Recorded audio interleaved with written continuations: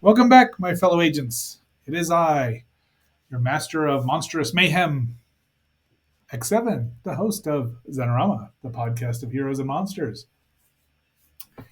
Today, last night, Svengoolie aired Abbott and Costello Meet Frankenstein, so as you might guess, that's what we're going to look at today. It's such a fun movie. It's one of my favorites. I've watched it my entire life, or I've been watching it my entire life, so they say that these are the ones that seem like old friends, and that's really true because I know lots of the dialogue. I mean, can't tell you how many times I've seen it. I mean, not more than 20 or 30 probably, but I've seen it a lot and in odd places, which we'll go into in a little while. I'm not going to bore you too much with the actual story because everyone knows it. Dracula has been imported from the homeland and wants to get it, and along with the monster of Frankenstein or the creature, depending on how you view things. Though by the end of the movie, they're just calling him Frankenstein because Lou calls him Junior and Frankie Wilbur in the movie, and Chick is Abbott, is Bud. So they, he's just. I think this is about when the monster morphed into being called Frankenstein, just in general. Though, House of Frankenstein, Son of Frankenstein, I mean, they all kind of imply it, even though the creature is literally, since the doctor or the baron or the student, whichever you prefer, created him. So it's kind of Frankenstein's son, if you want to say it properly. So Dracula and Frankenstein are in here. Larry Talbot, a.k.a. the Wolfman, is trying to stop them, meaning that werewolves are generally the good guys and vampires are generally the bad guys. Go Team Werewolf.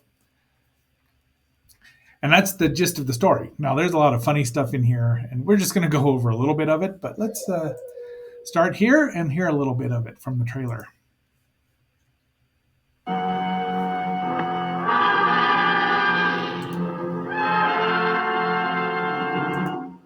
Count Dracula sleeps in this coffin, but rises every night at sunset. So, they're into that's the trailer giving away stuff right away. So even back then, trailers were doing that.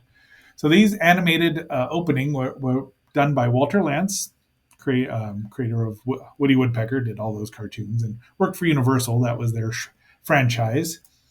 And these here. So I tried to get the one.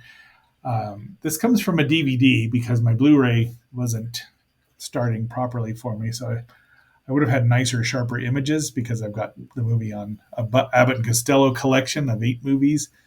And then I have the Wolfman collection, Universal Werewolf Wolfman collection, Blu-ray, which has it on there, which I like more than most of the movies.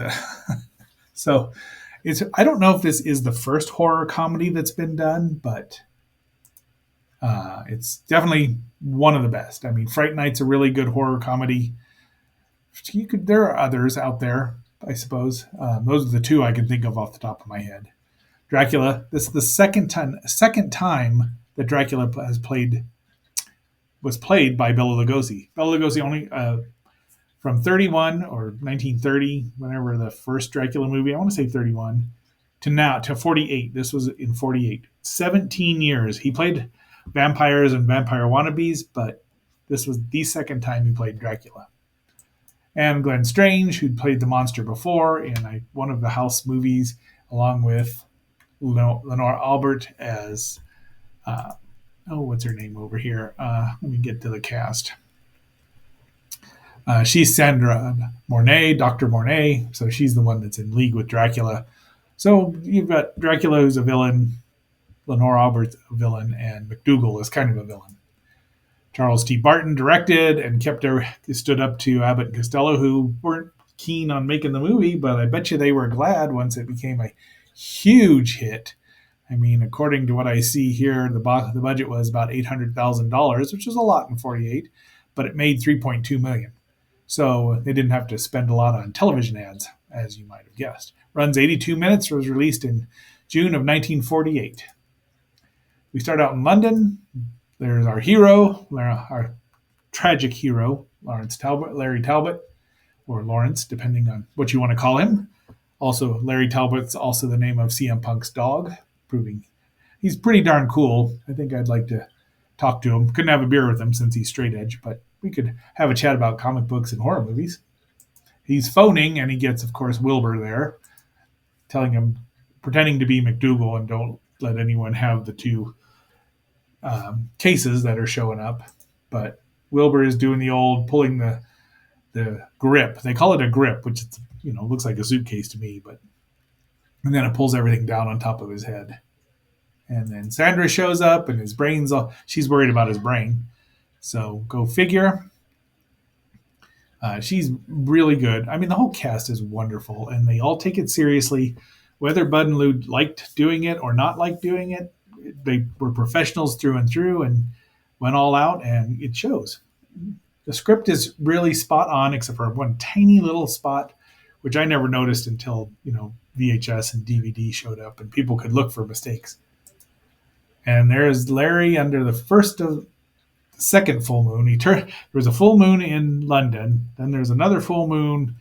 I don't know where this is. If it says where this is supposed to be, McDougal's House of Horrors. It's general. It's probably on the East Coast, in somewhere warm, but we don't know. There's our knobby villain, McDougal, who's just kind of a jerk, yelling at the boys. And he says, take these down to my House of Horrors, which is where we get to see Dracula for the first time. There's the legend of it. And that's what we just heard, Lou reading that. Well, Wilbur reading that. Chick is right. This is awful silly stuff.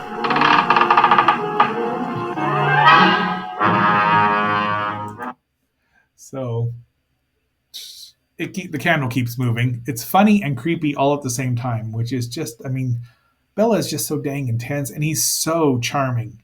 He was so charming in Dracula when Sven, I was just noticing that. I never thought anything about it, but, when you think he just looked like an old man when I was young, but now I'm just impressed. His old world charm is amazing. And here they're opening this, and he's timing the creaking of the coffin. So they're going more into that. It's fun. It's Come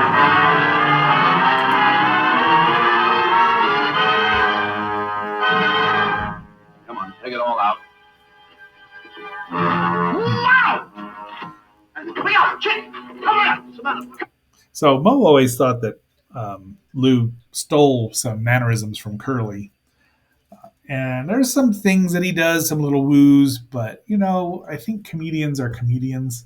And back then, this is where Lou first gets zapped by Dracula, and they have him in the coffin, of course, so he looks like he's, I mean, Lou is not a tall person, but I don't know how. I think Bela Lugosi is pretty tall, but here he's a foot taller than Lou. There's Glenn being revived. First, I thought this was his ring doing it, and now I can see it's a battery of some kind. It's a nice little scene, little animated zaps there. I love this shot where Lou's pretending to be, he was waking up, and the monster sees him and freaks out. I would like to think that was ad-libbed. I doubt it, but it's just, and Dracula says, he can't hurt you. I mean, I think Bela had a really good time making this movie.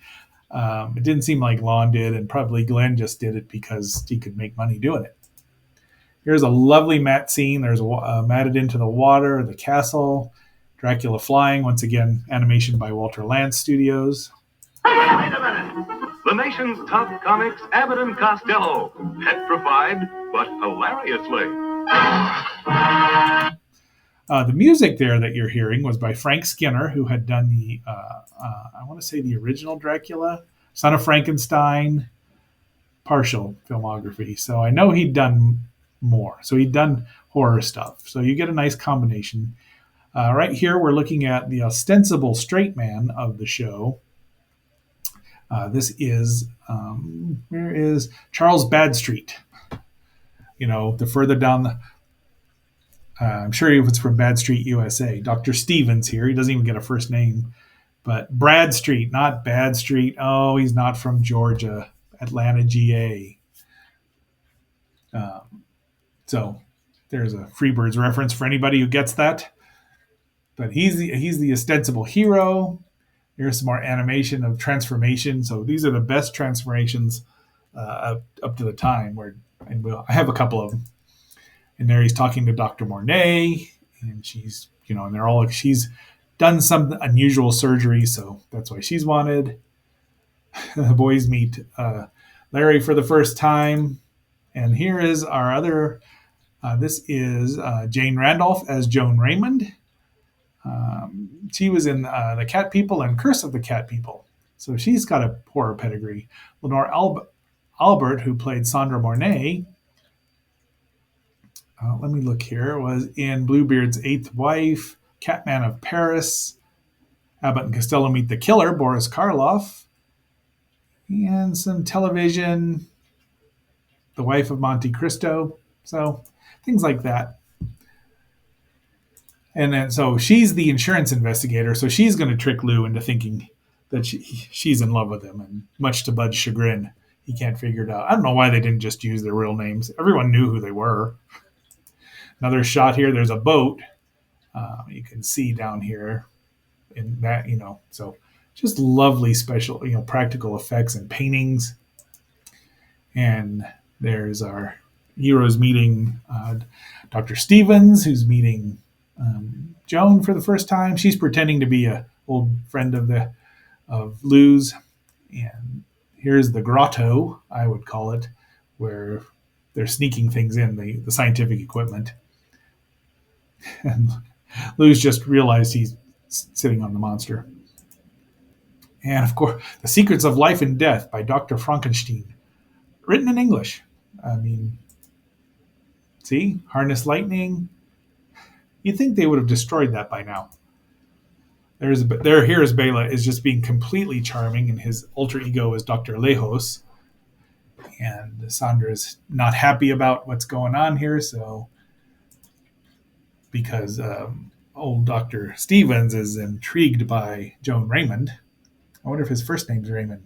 Then she'd be Raymond. Here's our mistake, our slight goof.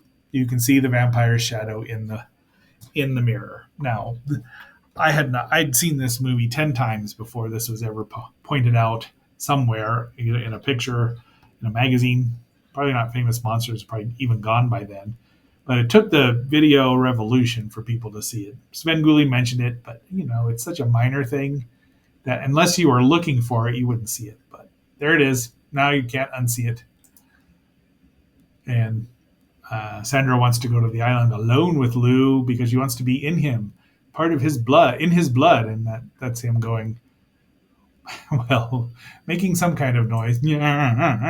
Here's a nice animated bats in here. So the Blu-ray probably would have had this even clearer, but you can tell what it is, the bats in her eyes while she hypnotizes him. I thought that was a really nice touch. He gets away. They run in, but they're looking for Joan because Dracula has taken her. And all of this has some funny interplay. Lon is still tragic as Larry and just doesn't want to tell him he's a werewolf, but does. And he strategically falls into places where no one sees him change. Lou kicks him as the werewolf, thinking it's Bud, dressed up as the wolf. And Dracula hypnotizes him again, and there's a nice change. And finally, he turns into a human form. Joan's hypnotized. Bud faints. Lou faints, and now he realizes that Bud saw what he saw when he saw it, and then it's a running joke that finally Bud starts saying he saw what he saw when he saw it, because Lou had been saying it the entire movie. The hounds, they've released the hounds. They're tracking Bud instead of Larry, and they don't find him. Larry helps them. They go to the island. They're getting prepared because the monster is getting weak. And he wants to have some answers because he's found the Frankenstein's diary, and Sandra conks him. And and he says, "Well done." And I don't know if he laughed. They had the sound effect. And it's just this slapstick moment right when, they wouldn't have done this in the one. They'd have said, throw him out the window. They take him to the grotto to get rid of the body and just unceremoniously dump him. Lou's there. Lou's been talking to Junior and Frankie. You don't want my brain. It hardly works for me. So this is same shtick. Wilbur, come to me, and he still does because Wilbur is the Force works on Wilbur. He's actually Dracula's using the Force right there. Hey, I got a Star Wars reference in, and she's telling him it won't hurt at all, but he wants anesthesia. I mean, just really fun asides. Then the action starts here. Bud clonks Sandra, or her stunt double, while he's aiming for Drac with a chair. He should have gotten across. It's like none of them know their vampire lore. And then, because Larry's trying to get Wilbur out of off the table because he's been cut down, and so they look up. It's just a real well set up, and then you see the furry hand, the claws. He's got wolf claws now, and I'm sure these were just gloves that fit on him because it would be so much easier to wear. And then the fight begins here with Wilbur in the middle. The fight's taken seriously. Wilbur is not. The creature is up now. I believe at this point in time, this is actually Lon Chaney Jr. portraying the Frankenstein monster. Interesting fact: Lon Chaney Jr. is probably the only classic actor from that time period who played four. Let's see, he played the Frankenstein monster. He played the Wolfman. He played the Invisible Man. No, he did not play the Invisible Man. He played the Mummy, and he played Dracula in Son of Dracula. So he played 4 of Universal's 5 big monsters. And since the Invisible Man really only made one really good movie and a couple of fun movies, and then Bud and Lou would meet an Invisible Man later on. We may get to that at some point. This is my favorite Bud and Lou movie. It's one of my favorite Universal monster movies. So that is definitely Lon throwing the actress, the stunt double for Lenore, out the window. And I'm hopefully onto a pad out there because something had happened to Glenn when he couldn't do it. And the battle continues. It rages throughout the house. The boys are trying to get away, but they keep every way they turn, there's a monster in their way. Lou does the old "and they're still standing" trick, and then mugs at the audience. He does several of these, not too often. I mean, maybe 4 or 5 throughout the movie, spread out over 82 hours. But he just is like, "Hey, it worked." But there are no flowers on there. But the candles are still standing. Thank you, Dr. Venkman. Pretends to be Dracula, which we always did. We loved this as kids. We loved this. We always watched this movie, and it was great every time, even though we knew what was going to happen. Not the first time, but Dracula tries to escape, and I mistime my capture. Yeah, but Larry grabs him, or the Wolfman grabs him, falls into the sea, and they die. There's only one way to kill a werewolf. Fresh water can kill a vampire, or at least stop it in its tracks. I don't know about salt water, but apparently Joan is freed. The monsters are gone, almost. And here is where Dr. Stevens takes charge. He gets the gas, throws it down there. And for some reason, the monster who thinks fire bad walks into the fire. We're getting toward the end here. This movie moves along quickly. And there he is walking into fire bad. Plus the dangerous and terrifying Wolfman, played by Lon Chaney. Plus that fiend out of a nightmare, the vampire Batman, Count Dracula, played by Bela Lugosi. Plus the most dreaded creature of them all, the Frankenstein monster, played by Glenn Strange. Plus a couple of luscious but designing females in the spookiest laugh fest on record. So that's the trailer there, of course. And here is the final scene where they think all the monsters are gone, and then you hear those wonderful tones of Vincent Price saying, "It's me. I was hoping to get on in the action." There's no reason for him to do that. He wasn't involved, but it's such a great way to end the movie because they jump in and swim off. And there you have the end. Same font we have at the beginning. That would be a good font to use.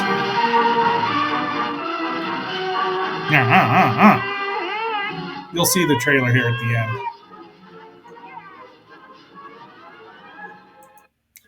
So that's our movie. Now, One point in time, when I said I've seen this in odd places, in 1984, yes, I was invited to go to some kind of retreat. I think it was Presbyterian. And for the weekend, I was at my aunt's house because I was in West Virginia and I couldn't, come back to Fossil Bed just for a week. So I was there and I got a call, and one of my friends said, "Hey, you want to go with me? We've got an extra spot." And I'm like, "Well, all right. What do I have to do over the weekend?" So aside from meeting a very wonderful young lady at the time, and they showed this movie. I mean, on film. They said, "We got a super scary movie." Whoa, oh, well, Count Floyd and his scary movie, super scary. Well, it wasn't scary, but I was like, oh, scary for a Presbyterians. Oh no, they're going to show Reefer Madness, like they would have done that. But they showed this, and I was super excited because that was a lot of fun. I probably was a bit of a know-it-all. Imagine that.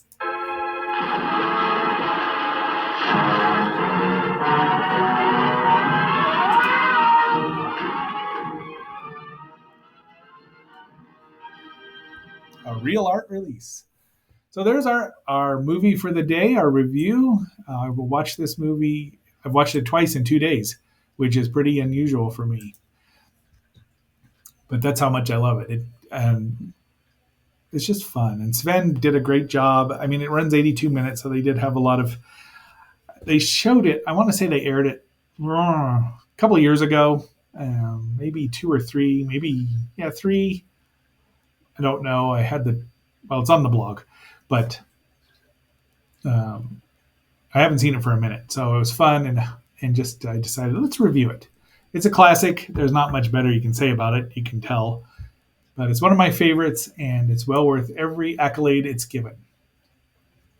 So, agents, just beware of women who take an unusual interest in you, especially in your brain or anyone. Yeah, I mean, if they, this one just didn't work out well. Never mind. Until our next assignment, this is X7 signing off.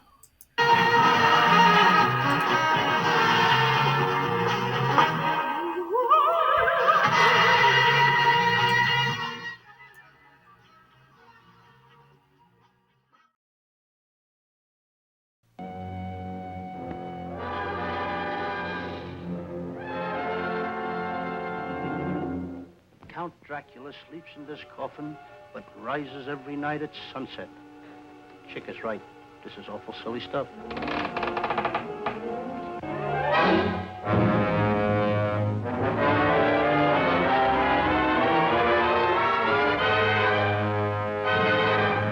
Come on, take it all out. Wow! And look out, Chick! Cover up! What's the matter? Cover up! Wait a minute.